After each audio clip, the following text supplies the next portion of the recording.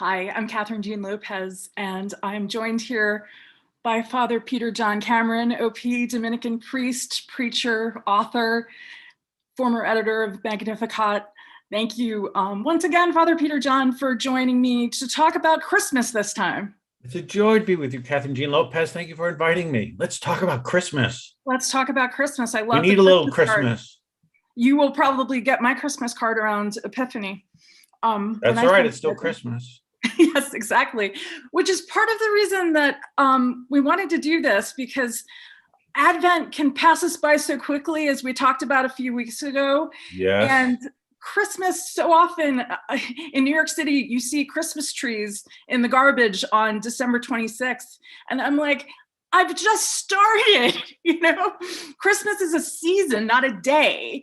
And so we wanted to talk a little bit about it, so that throughout the Christmas season, maybe people can share this video and really have a deeper encounter with Christmas. One of the things we were just talking about amongst ourselves recently was every Christmas carol is a meditation, Oh yeah. about chains breaking and the end of darkness, and so there's so many opportunities during this Christmas season.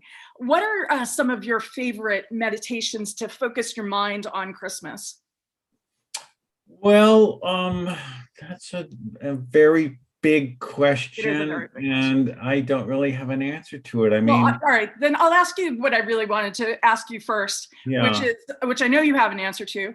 Why is Mrs. Gump from Forrest Gump the greatest heretic of Christianity? I should have known you were going to ask me that. Yep. I was going to warn you. That was like an ambush. It was a Lopezian ambush. Well, I love that movie, because the movie really shows it's in many respects, it's a meditation on providence, how there are no circumstances, coincidences in life, that circumstances are connected, and that we are meant to be involved with each other's lives, and even when we have the sense that we're worthless, that we have very little value, that we're defective. Because if you remember, Forrest Gump is, when he's a little boy, he doesn't have a father. He's lame. He's disabled. He has these terrible sorts of what would you call them? Like on his legs, they are braces that make it almost impossible for him to walk, and he's despised, especially by the local kids, the bullies who treat him terribly. But his life begins to unfold in such a way that he discovers he has a purpose and a meaning. And his mother, who was everything in his life, is great, except for the moment when I guess she's getting close to her own death, and they're talking about death. And Mrs. Gump says, "Oh, Forrest, you make your own destiny." It's like, no, Mrs. Gump, this is total heresy. We don't make our own destiny. I mean, and if we did, then the world would be filled with all kinds of euphorically happy, fulfilled, purpose-driven people, and they're not.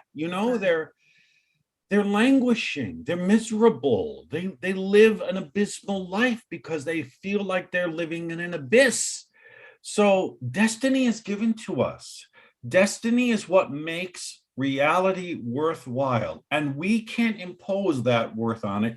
It has to be given to us, and the worth is given to us from a womb. And it happens in the bleakness, like the hymn, and the freezing cold of Christmas night. There comes our destiny. That's where we find what makes reality worth living for. You wrote a beautiful article for Angelus where you talked about how Christmas is God's ultimate answer to our anguish. And you had this beautiful quote from, and I'm going to butcher the poet's name, Rainier Rilke? Rilke, yeah. Mm-hmm. Celebrate Christmas in this devout feeling that perhaps God needs this very anguish of yours in order to begin. And I was reading you, so this was a letter that was written to someone who was grieving. A young man who was a friend of his. Yep, we sort of tutored. And he says, "Why don't you think of him, Jesus, as the one who is coming, who has been approaching from all eternity, the one who will someday arrive, the ultimate fruit of a tree whose leaves we are. What keeps you from projecting his birth into the ages that are coming into existence and living your life as a painful and lovely day in the history of a great pregnancy? Don't you see how everything that happens is again and again a beginning? And couldn't it be his beginning, since in itself, starting is always beautiful? I just was blown away by that, because one of the problems, if that's the right word, or challenges of Christmas is it happens every year. Yeah. And everything hasn't changed in terms of our individual lives. And a couple of weeks ago, we talked about Father Alfred Delp, the Jesuit who's killed by the Nazis. And this morning I was rereading his Christmas vigil meditation, the last year of his life when he's in a prison cell. And he warns, Christmas has always been subject to many misunderstandings, superficialities, taking refuge in familiarity, idyllic playing around with the nativity scenes, and so forth, have displaced our view from the tremendous event this holy day represents. He goes on to say, because we were in World War II in Germany, some of that idyllic nature of Christmas has disappeared, but that's an opportunity to consider what it really is. And I know in New York City right now, there are lines of people around and around the block, and I don't know when it will stop, getting COVID tests as we have this new variant. And Delp says something about that too. There's no reason to lose hope or give up and be depressed. Instead, this is a time for confidence and for tirelessly calling on God. We must unite ourselves with God against our distress. Take these words seriously. Let your mercy be upon us who have placed our hope in you. His mercy is as great as our call to him is earnest. His liberation is as near and as effective as our faith in him and in his coming, unshaken and unshakable. That's the truth, exclamation point. And it really is marvelous if we really believe that it's true. But that's the question Christmas poses, isn't it? It is. And the reality is that it happens every year because we need it every year. And I think what I've learned after being alive for 64 years is that when I think I have Christmas figured out, and I get what this mystery is, and this sort of the theological understanding of it, blah, blah, blah, that's when I'm really sort of lost and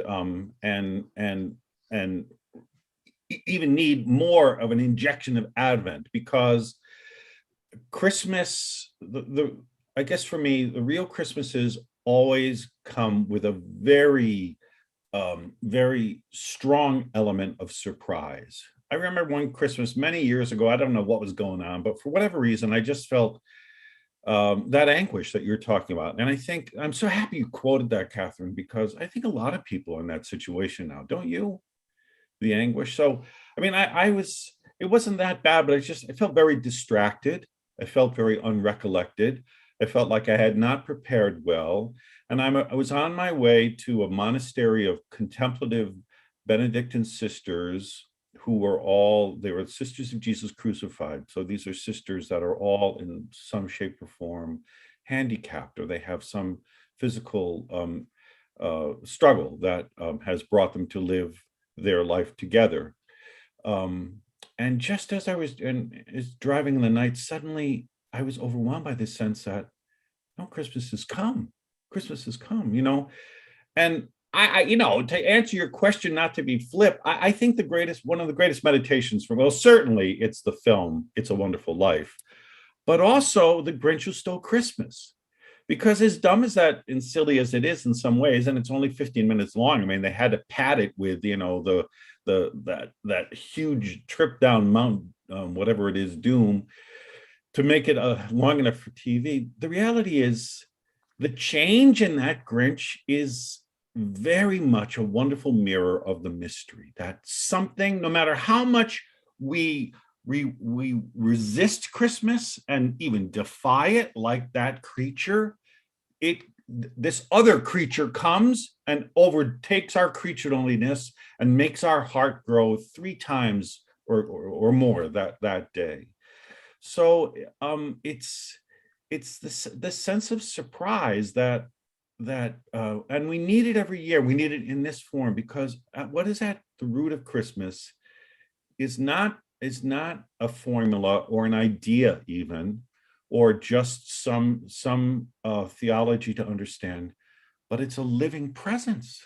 That I know it's kind of sentimental, but the Christmas song, it's not really a carol, the Christmas song, "A baby changes everything," is real. When Jesus comes, I mean, when you look at that manger, and we all have to do this. I mean, this is the Catechism says, everything begins by kneeling down before that manger. That's why the Magi come. They have great things, but the first thing they want to do is worship this little boy, because their whole life changes from that act of integration, which is how the Catechism speaks about worship. By just bowing down before this little one, the abyss starts to flow away. One of the things that I always love about you is you share these great quotes from Communion and Liberation, that movement in the church. And I always think I'm not smart enough to read them, but then I read them. That's why I send them to you, because I'm not smart enough either. You have to read them. Well, you shared a quote from Father Julian Carone, where he says, "That is why the child beckons us to his manger and silently says, 'Look and see whether living in contact with me, you find something interesting that makes your life fuller, greater, happier. What you are incapable of obtaining with your efforts, you can obtain if you follow me.'" That's the invitation that goes to your point, that we living in the world, when we forget God, we're not actually happy and satisfied. No, right. And that's why, I mean, another great contemplator of the Christmas mystery is Saint Anselm. And I just discovered, I was getting ready for today by reading him, but reading him in a spiritual master who I never heard of before, so I apologize if he's well known, but his name is Ludolf of Saxony, which is a great name. But he lived, I think, in the 1500s maybe. But he's great for compiling these tremendous spiritual masters like Saint Bernard and Saint Anselm. But that's why Saint Anselm goes at this too. He says he looks at all of the areas of our life where we're lacking, where we're hurting, where we're feeling like change is not possible, and he says, no, look to the manger. This is why Jesus comes in poverty, and this is why he comes so dependent on others, and this is why he comes without the benefit of being welcomed. He has to live in a cave or a stable, or however you understand that. But all of this is to bring hope to us and our own struggles and the things that push us to the edge, to want to say, no, hope is not possible, but hope is born this night. And in such vulnerability, another great name that I discovered thanks to you, Romanus the Melodist. Yeah. So, what do you have in common with our sorrows? Creator of heaven, why do you come among the inhabitants of earth? Were you taken with desire for a cave? Are you in love with a manger? It makes no sense that God would do this, except that he loves us. Absolutely. And if Jesus didn't come in this little way, in this deprived way, with such utter reliance on others, it's his humanity and his willingness to live his humanity, and from an experience of great want, that gives us a certainty of just how in love he is with us, and how much he wants to be united with us, and how much this life that comes to be born in the world because of the Blessed Virgin Mary, how much he wants to impart that life to us. I mean, there are some beautiful passages in the Catechism about Jesus sharing his life, and the Catechism is set up very beautifully in following really the mysteries as they need to be experienced. So um, in the first part, there's a beautiful treatise on the creed, and around number 519, where the editors talk about our communion in the mysteries of Jesus. And in number 519, it says, Christ did not live his life for himself, but for us.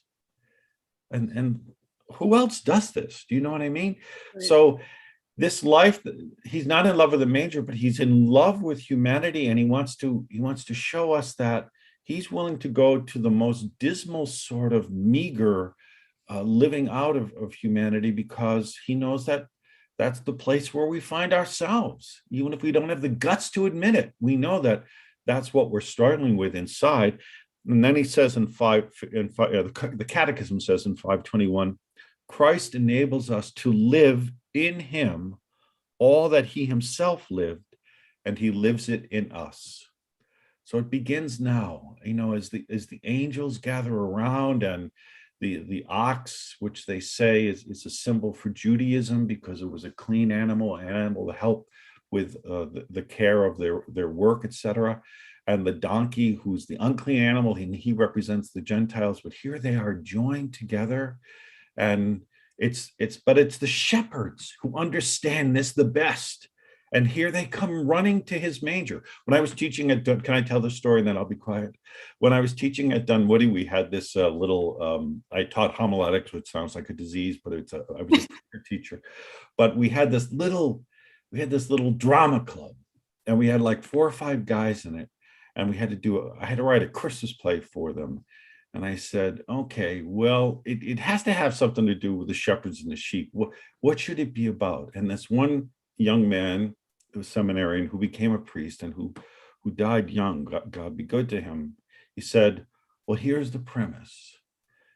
What happens to the rest of the sheep when the shepherds go off to the manger? And that's what we wrote about. That's what the play was about, because they take this huge risk in leaving their sheep behind to go and be united, because they know that this earth-breaking event is something that they have to connect to, so that they can start living the life of Jesus, who comes to share that life with us. In the prayers of the church during Christmas time, it tells us everything we need to know. And one beautiful thing to do during Christmas is if you're Catholic, go to Mass every day. They're all different prayers every day. But one of the prefaces to the Eucharistic prayer says, for through him the holy exchange that restores our life has shone forth today in splendor, when our frailty is assumed by your word. Not only does human mortality receive unending honor, but by this wondrous union, we too are made eternal. Father Delp talks about how humanity is consecrated by Christmas, by the incarnation. Going back to what you said before, the song is right, the baby changes everything. And one of the things Father Delp talks about too is how, and so many others do, we need to respond to this. We need to live differently, There's that beautiful sermon by St. Leo the Great that appears in the Liturgy of the Hours every year on Christmas. And it implores us, Christian, remember your dignity. And now that you share in God's own nature, do not return by sin to your former base condition. Bear in mind who is your head and of whose body you are a member. Do not forget that you have been rescued from the power of darkness and brought into the light of God's kingdom. It's amazing. And the key, I think, really is that word that is in the preface that you read, which is the word frailty. Because Christmas, it doesn't make sense to people who are in command of their lives. I mean, again, it's not scriptural, and it's not even per se a spiritual book. But I think one of the greatest treatises that pierces the mystery of the incarnation in such a powerful way is Charles Dickens' A Christmas Carol. Because Scrooge, Ebenezer Scrooge, is a man who has his life figured out, in control, in command, and he has decided that his whole life is about money, and because money is power, and when you have money, no one can stand in your way. And so there are many excellent film depictions of it. Of course, the definitive one, the one that cannot be surpassed, is the Muppets Christmas Carol, but starring Kermit the Frog as Bob Cratchit. But as he walks through the town, I mean, people shy away from him, run away from him, because he has so much power, but his life is literally decrepit. I mean, you look at the interior of his house; it represents the interior of his soul, and there's nothing. He has nothing to live for except getting more money and getting more miserable by the process. And what brings him to this point of conversion, so that he's as giddy as a schoolboy, and he's dancing, and he feels as light as a feather, as it says at the end of the story? It's simply that he is shown what he has forgotten about the beauty and the innocence of the life that was given to him, and that he valued and lived so many years, until the moment when he let it all lapse.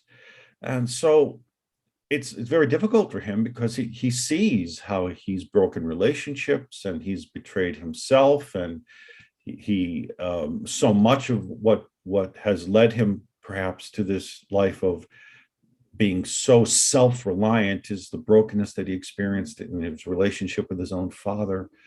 But the kindness of heaven, which allows his friend to come back from his horrible state of wandering the universe as a spirit for the good of Ebenezer Scrooge's soul, brings him to this awareness that he's made for something more, and that he needs to pay attention. But it really starts from looking at his own frailty and his brokenness, and becoming open and receptive to the grace that just overflows through that encounter.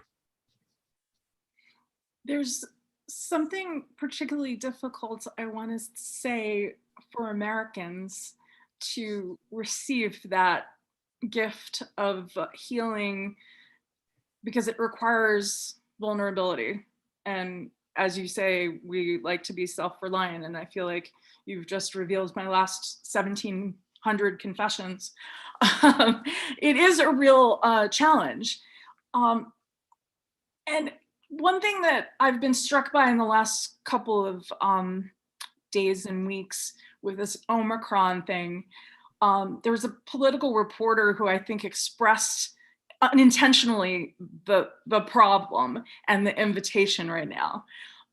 People got vaccines, people got boosters, people wear as many masks as you can find, and people are still getting COVID.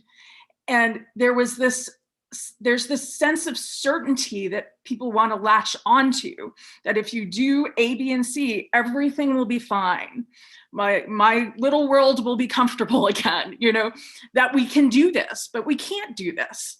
And that's the invitation. We don't have to do it. In fact, it's actually, like you say, it's this, we should feel lighter at Christmas at this reality every year, because we're liberated from this self-reliance. And as you say this, I'm keeping in mind, you quoted Saint Leo the Great before, who I love. I mean, he's just his meditations on the incarnation are breathtaking.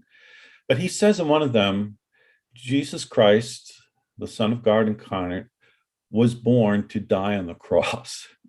You know what I mean? So it's like, okay, I mean, I have difficulty with some of the mirth and the merriment and even the frivolity, if you want to call that, of Christmas, because my own father died on Christmas Eve when I was 20 years old. So, and it's fine, but it recasts the whole event in a brand new way, because when there's such a profound experience of loss connected with such a profound experience of newness, innocence, etc.,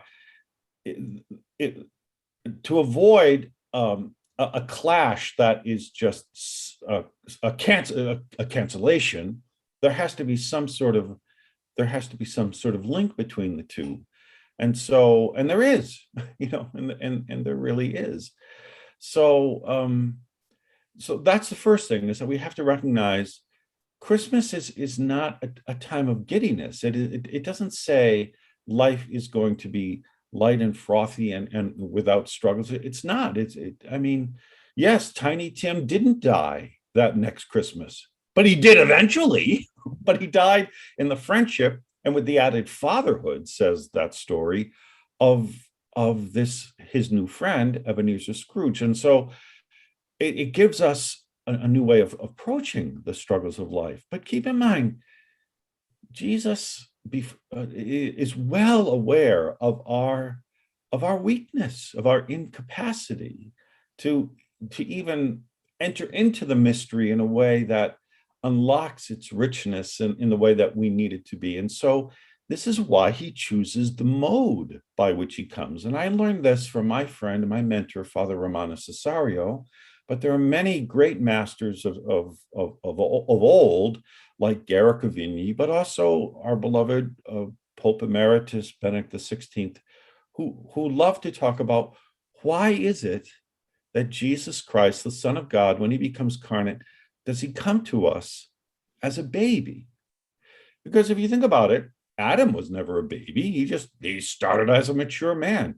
John the Baptist, we hear about him in the womb, but we only meet him in the flesh when he's baptizing by the Jordan as a man. Melchizedek, the great figure of the priest, we don't know anything about his mother and father, the scripture tells us, but we come to know God in his infancy as a baby. And we need that because babies don't judge. So when we come before the manger, no matter how guilty we might feel, no matter how much we sense that we've betrayed God, or unworthy we feel to be before him because of the atrocity we've made of our own life, babies don't judge us. They just want to be loved. And that's the first thing.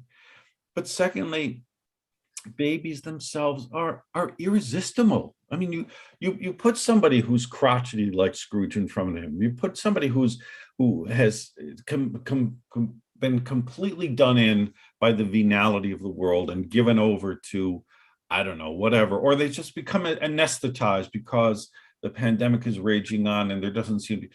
But when you're around a baby, you can't help but to start talking baby talk. You become a baby yourself. And if you think about it, in a certain respect, babies are the rudest people on the planet. They scream at the top of their lungs when they want to eat, and they demand to be fed right then and there.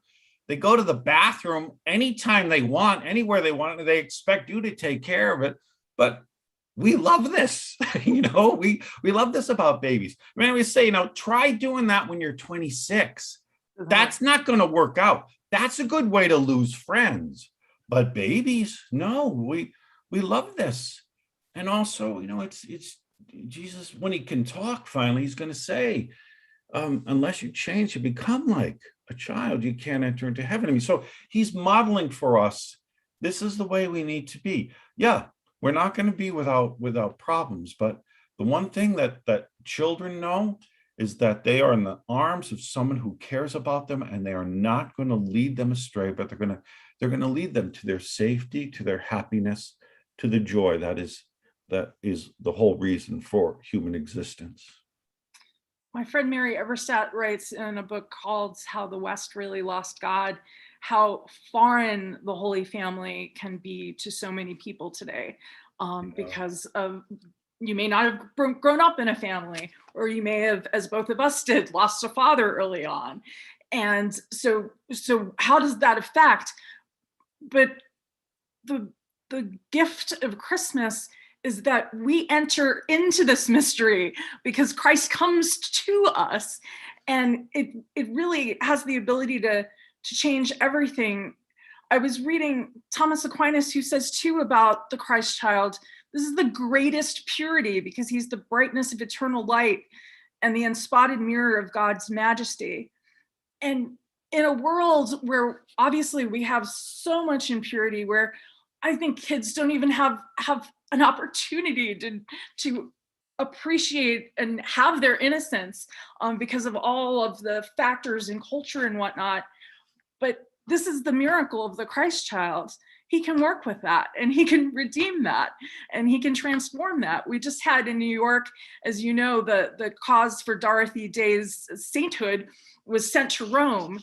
And I just think she's such a remarkable woman for our times, because here's someone who had an abortion. She thought she was in love. She had a child out of wedlock. And yet she received Christ, loved Christ, became someone who wanted to be constantly converted to Christ. And that's someone who lived in the reality of the world as it is today, and still yet was able to receive the miracle that's Christmas. Talk about being in love with a manger, and spent her entire life with the poor, finding Jesus in the poor, and loving him and caring for him, and giving those people a sense of hope, not only by feeding them and providing a place for them to live, but also, by the way, she gathered people into her houses of hospitality, and the Catholic Worker magazine and newspaper that was so instrumental in just raising the consciousness of people about how critical the gospel is for caring for those who are really like Jesus as at the moment that he comes into the world, living just such utter poverty and misery, but with such a great certainty that the fatherhood of God is real, and it changes the world. And what you said before about Jesus coming to us, I mean, this is so critical. I mean, again, no matter how ill-disposed or unprepared we might feel for Christmas, because we wanted to get ourselves in the right place, we wanted to open all those little doors of the Advent calendar and make sure that we did all those things. The reality is he constantly comes to us, no matter how lost we might be, no matter how, as I say, ill-prepared or just unready we might feel. He comes, and he comes with just the right measure of mercy and of tenderness to woo us back to ourselves, to having an affection for our humanity. We don't have to be embarrassed or scandalized by our need. That's the thing he wants. You know this. I don't know. Did we talk about this? The story of Saint Jerome. Did we discuss this before? Yeah, we didn't yet. So he was commissioned by, I think, Pope Damasus the First or something, to translate the Bible into the Vulgate, the Latin. And so he worked for years and years in Bethlehem doing this, and then he finished it. So at Christmas time, so the legend goes, he had a great devotion to the infant Jesus, as so many of the saints did. And so the infant appears to him and speaks to him, and Saint Jerome says, well, what can I give you to honor you for your coming to us at Christmas? He said, can I offer you this Vulgate, this translation? And the child shakes his head, and he says, all right, then I offer you the mortification of my life, because he was a great ascetic. And the child shook his head. And so Saint Jerome said, well, what is it that you want? What is it that's going to please you? And the child, Jesus said to him, I want your sins. And because he doesn't come to be made a fuss over. He comes to save us, And that's why, my favorite Christmas carols are all the sad ones, or the ones in the minor keys, and the ones with the most trying lyrics. But like, God rest you, Merry Gentlemen, to save us all from Satan's power when we were gone astray. Yes, mm-hmm. and that's all he wants from us. So, but he constantly is coming to us. Can I tell you one story before okay, so I've probably told this story in some other form that we're in, but I have a dear friend whose name is Dr. Elvira Perovincini, who has an astonishing distinction, because she is a neonatologist who works at a hospital in New York, and she has the distinction of being the founder of the first hospice ever founded in the world for terminal newborn babies. And she says this is something she never intended to do. But now she's not only a devout Catholic, but she is a consecrated laywoman. She's a member of Membros Domini, the women who care for the household of Benedict XVI. And so she brings her faith into her work in such a beautiful way. So she would attend these meetings on a regular basis with the other physicians who were working in one respect or other with these difficult pregnancies.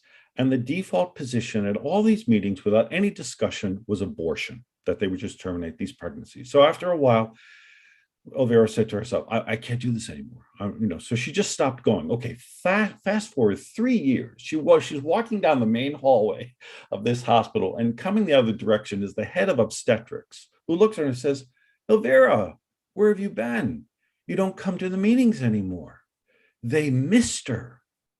And so she was so sensitive to the promptings of the Holy Spirit, she decided, all right, Lord, I'll go. I'll return to these meetings, but I'll go because you're asking me to, and I'm going, on behalf of these children who aren't even given the chance to live their life. So she goes, and the first meet she's at, there are two women there, two cases of women with difficult pregnancies, both that will probably end in fatalities if the children are born. But the mothers don't want to abort their children.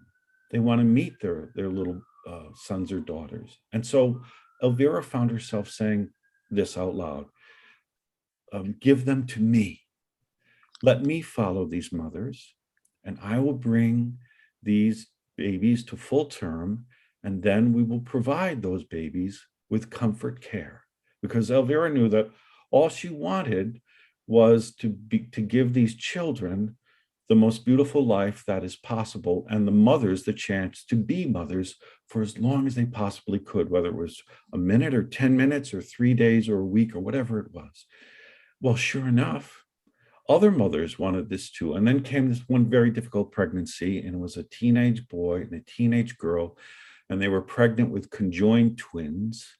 So, but they too wanted to meet they knew that they were daughters. They shared one heart, and they were joined at the chest.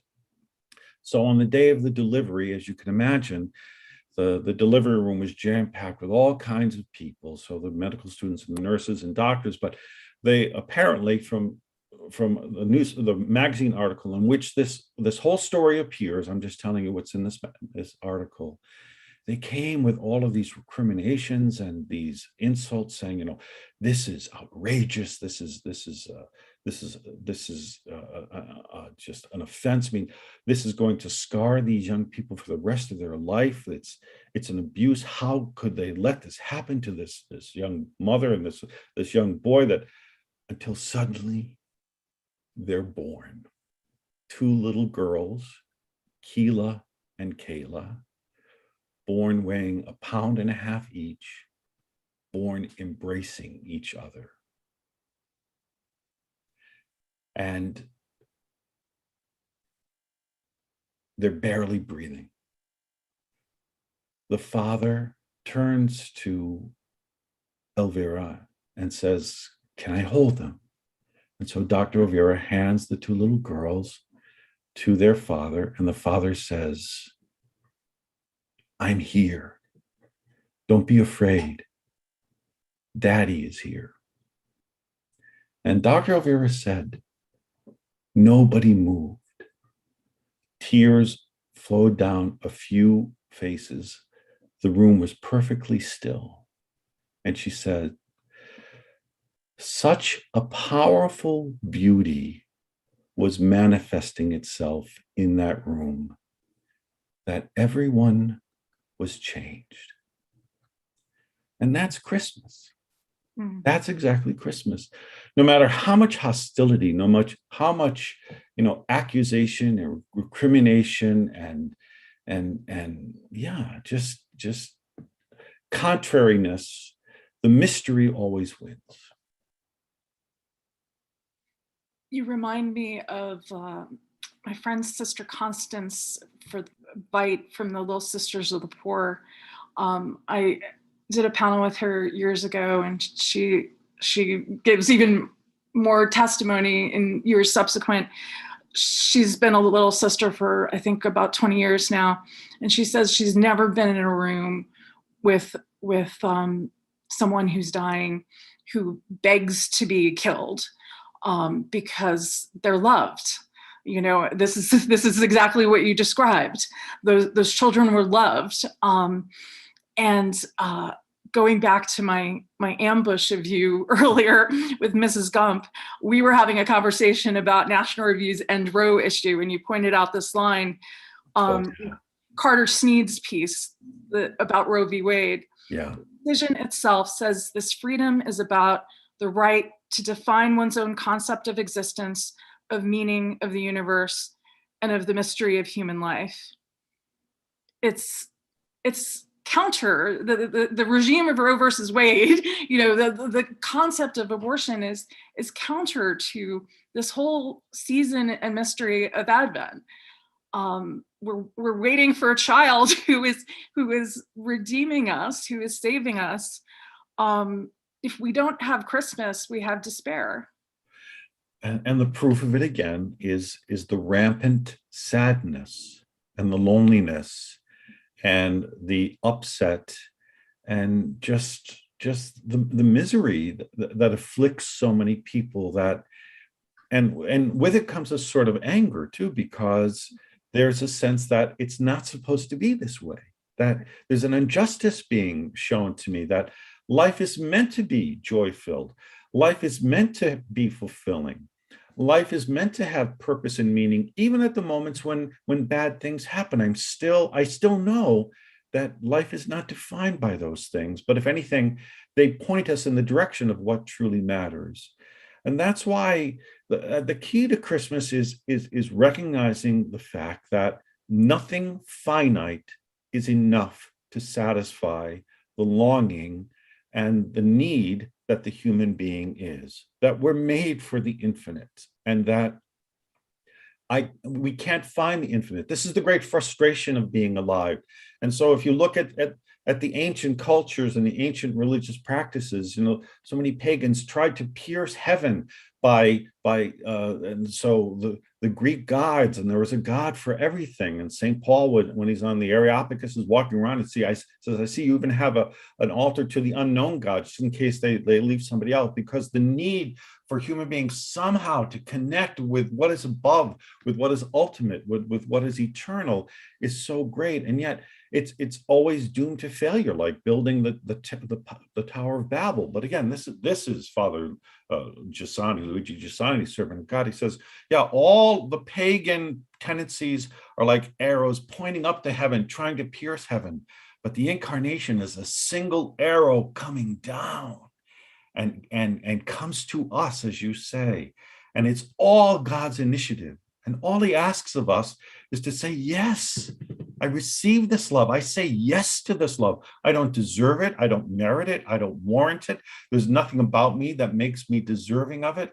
But I know that you want me there at your manger. I know that what is beginning today is the only fulfillment of my need for the infinite that I can find apart from your face. And that's why the Psalms keep saying, show us your face, show us your face. And the Bible doesn't have a word for presence. When that word appears, that's really what it's asking for, that we be given the grace of beholding the face of heaven made flesh.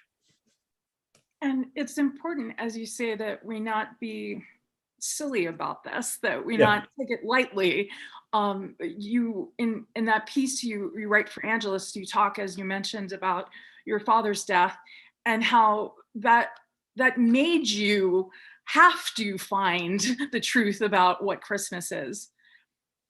Yeah, because the options are either the Ebenezer Scrooge, bah humbug, or, all right, yes, it's bleak, and we're in the bleak midwinter, which we feel like we live 23 out of the 24 hours a day. Still, there is some miracle that is going to be this breathtaking breakthrough in our life, and it's all about paying attention to that, and refusing to concede to all of the gravity of the world that wants to drag us down further and further into the abyss. We know from the way our hearts are made that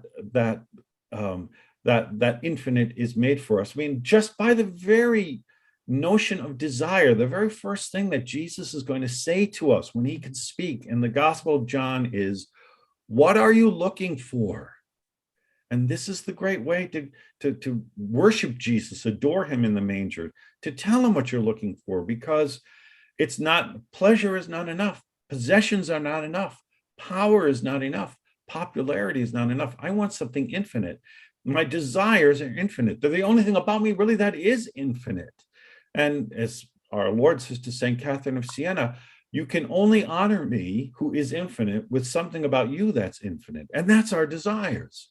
So we come before Jesus filled with this total longing, saying, either God is a pervert because he's put this longing for the infinite in me, and he knows that I can't satisfy it.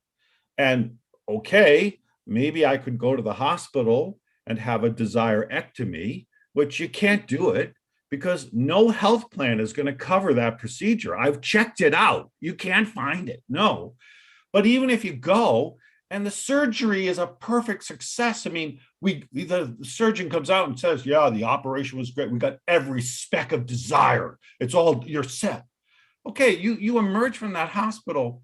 What is your life going to be like? And we have a word for it, and it happens to be a very popular thing in young culture in this country now, is you're going to be a zombie, because zombies are human, what seem to be human beings that live without desire. Who wants that? Do you know what I mean? So Jesus says, what are you looking for? What do you desire? Because when you come in touch with that, you realize God is not a pervert. God is not a sadist. The very one who implants that desire in us is there to fulfill it, but he fulfills it according to his measure and his means, his method, and not our own. And saying yes to that, that's what defines faith. Faith is acknowledging a presence that changes you, an exceptional presence to which you want to adhere. Because when you're in front of that presence, that different humanity that even this little boy Jesus is, do you know what St. Bridget of Sweden says in her revelations about the child Jesus?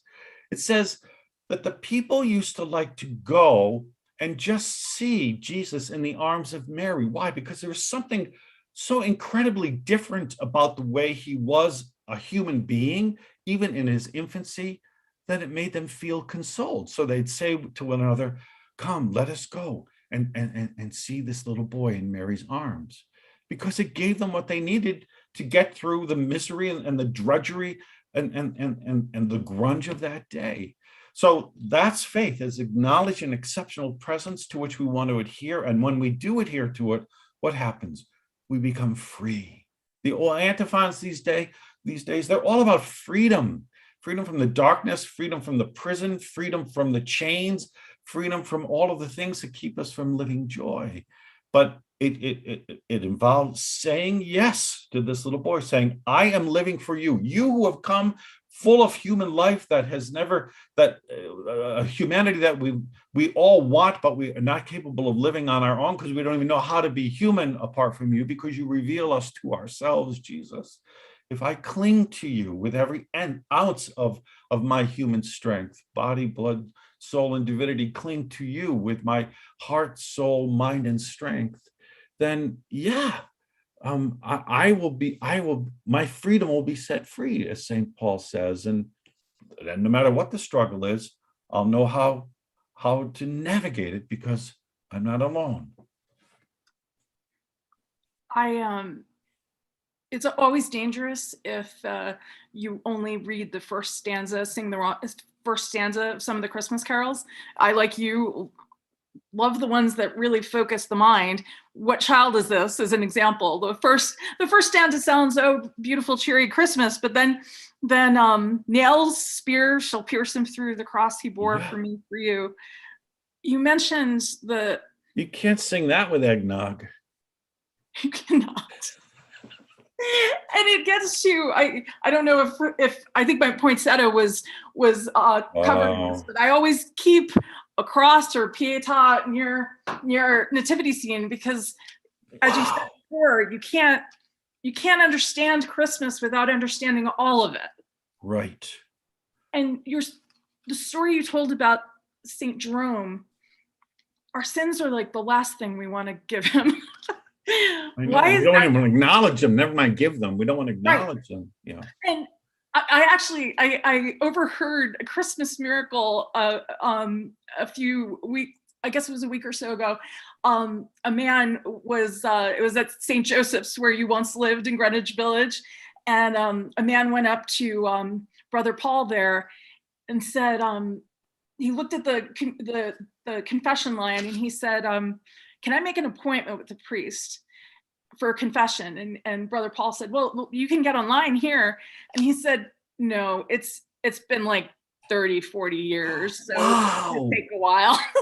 And so he went to the rectory to go make an appointment. Wow, And I thought, God oh my bless goodness, him. thanks be to God. Yes, thanks be to God. That he had the desire to do that, and then he was doing it. And he wasn't deterred, you know? Right. Well, I immediately, because the line was long, I was going to get offline because it had been like 7 days since my last confession. You were going to give him cuts? Wow. How, if people are listening to this, it's Christmas, it's maybe 4 days after Christmas, and that thought of giving sins to Jesus is intriguing. Yeah. What might they think about? What might they? Come to Columbus. What? Come to Columbus. Come to Columbus and you'll hear their confession. We have confessions all the time here. Well, and that is one of the beautiful things about particularly urban areas. In New York, I can name you, a number of churches where you can go to confession every day. Washington, D.C., Chicago. I'm really heartened by how many communion hours confession hours there are out there. And the priest has heard everything before. He's not going to be shocked or scandalized. And it really is a liberating gift. And what Christmas is really all about, the mercy of God. Yes, and even if somebody can't get to confession right away, to pray this way, to pray, Lord Jesus, you're my Savior. Now, these are the particular sins I need to be saved from. Please, you, my Savior, come and save me from these right now. And really, to get to a major scene and kneel down. I love it. In the past, I had the chance to be in Rome a few times around Christmas time, and the churches would have these lit up emblems in front of the church to indicate that there was a manger scene inside. It's like, this is so cool. I want to go inside every one of them, but get in front of a major scene, even if it's a little tiny one, like kneel down before Catherine Jean Lopez is there over there, but kneel down before it and just say, here's the thing in my life that I can't change, Jesus. You have come to change what is impossible in the world. Do you mind beginning what's impossible in my life? Just start there, Lord. You have to start somewhere. Just, could you change what's impossible, what I think is impossible in my life? Because I want to give that to you. And I believe that your presence, your life can make that difference. And I'm going to live with that conviction. That's my Christmas pledge to you, to live with the conviction that you are changing me right now. And it is really remarkable when I know this from my personal experience, from walking with others. Once you can name what those things are, your anger, whatever it is, once you acknowledge it and you go to Jesus and say, help me with this, it starts to change things, because you're aware and you're acknowledging and you're wanting to push the sin away, and it's possible even if you don't know how, because God's come to us. I agree. And it's so important at Christmas not to be alone. Christianity is meant to be lived in community. So to be with just another person, whether it is someone at church, whether it's a prayer group, whether it's a friend that you know who's a believer, it's very important to connect with someone, because this can be the way that all of the resistance gets shattered. I remember one Christmas, I had to preach Christmas Eve at a hospice. And I thought, as I was driving over, how in the world am I going to do this? Because in the hospice, people die. They die that same day. 5 people had died. Some people that were planning to come to the Mass that night could not because they were so close to death. And everyone that was gathered in this room where we had the Mass was on the verge of dying, maybe in the next few minutes or the next couple of days. Plus, their families were there, including little children. And I'm thinking, how do you talk about the birth of a child and all the joy and the lightness of Christmas when people are facing such heaviness? And so I thought, I don't know what I'm going to do. And then I remembered something that Father Giussani had said. So I looked at the little girl who was like 4 years old, and I said, let's say you're walking down the street and you come to the end of the street, there's this terrifying forest. I said, would you walk through that forest? And she looked at me like I was out of my mind. She said, no. Now, her older sister was there. I said, okay, but let's say your older sister comes over to you and holds out her hand to you and says, come on, you and I, we're going to walk through that forest. I said, would you do it then? And she thought about it. You could see the wheels turn in her mind. And she said very assertively, yes. I said, okay, well, I'm completely confused because a minute ago you said no, and now you're saying yes. So why are you going to do it? And so she looked at me again like I was out of my mind. She said, well, now there would be someone. And that's all we need to get through the dark, hideous, daunting forest of the world, is someone there to say, no, I'm with you in this. And that makes everything possible. That's, again, one of the reasons I love Dorothy Day, because she was always bringing the people, the problems back to Jesus. She didn't think she could fix everything. She didn't know if she was right. So there was a humility to her. But she was trying to do what he set out for her to do. She was trying to live the Beatitudes, and she was trying to let people know they weren't alone. And she didn't fix all the problems in the world. And her whole life was about, oh, come, let us adore him. She didn't do anything that was not an emanation of that adoration that she had engaged in so profoundly before. Going to so much you have said already, Father Delp again, he points out that one of the supporting and simultaneously torturous tensions of our existence is that man knows and has heard a great deal and yet finds no resting place. He goes on to point out that we should bear in mind that we're celebrating the feast of God becoming man, not yet the feast of man's relative divinization. The latter is starting, but in the human sphere and in world events. And so he goes on to say that history now becomes the son's mode of existence. Historical destiny becomes his destiny. He is to be encountered on our streets, in the darkest cellars and loneliest prisons of life. We will meet him. And he's writing this from a prison. And that is already the first blessing and consecration of the burden of our lives, that he is to be met under its weight. The second blessing is all those hauling the same load feel it when a new powerful shoulder places itself under the burden and joins in the carrying. We will be able to better cope with life, more efficient and capable of life, if we open ourselves to the instructions of this coming night. He writes at the Easter Vigil, let us hike and journey onward, neither avoiding nor shunning the streets and terror of life. Something new has been born in us, and we do not want to tire of believing the star of the promises and acknowledging the singing angels' Gloria, even if it's sometimes through tears. Our distress has truly become transformed because we have been raised above it. Yeah, the essence of Christmas is humility. It's recognizing the fact that we don't know how to be human, and we need this little boy to come to us to teach us and to give us back our own humanity. And in humility, go in front of the nativity. This is a little broken nativity that I bought in Assisi one Advent from a poor little couple who made these nativities out of plaster. And I like the brokenness of it, because that's our lives, right? That's right. Well, thank you so much, Father Thank Peter. you so much, Catherine Jean Lopez. Great joy to be with you. Everyone who's watching this, Merry Christmas. God bless you. Thank you. Follow the National Review Institute. We'll have other events like this in the new year. Thank you again. Please let yourself be enveloped with the light and the hope of Christmas, whatever your circumstances.